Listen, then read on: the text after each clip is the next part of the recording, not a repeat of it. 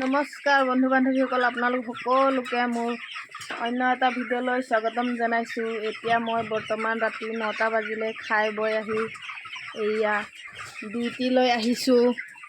মোৰ ডিউটি এয়া এই টকা জানো মালিকে দৰমহা দিব, এতিয়ালৈকে দৰমহাৰ কথা আলোচনা কৰাই নাই। অ' মালিক কিমান দিব দৰমহা কওকচোন। অঁ আৰু এই মৰা ব্ৰইলাৰকেইটা ফ্ৰী দিব নেকি? অঁ সেইকেইটাই নেকি দৰমহা? আৰু বেলেগ দৰমহা নিদিয়ে? অঁ আৰু বেলেগ দৰমহা নাই মানে? এনেকৈ হ'লে কেনেকৈ কাম হ'ব? নহ'ব নহয়। এইবোৰ চাওকচোন ৰাইজসকল, কিমান কষ্ট কৰিব লাগে এইবিলাকক ডাঙৰ দীঘল কৰিবলৈ। তাৰে ভিতৰত যদি এটা মৰি যায় কিমান মনত দুখ লাগে, হয়নে নহয়? হয়।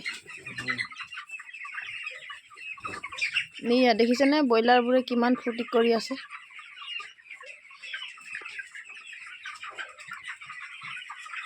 ব্ৰইলাৰৰ লগত দিন নিশা নাই, দিনে নিশাই খাব লাগে, শুব লাগে।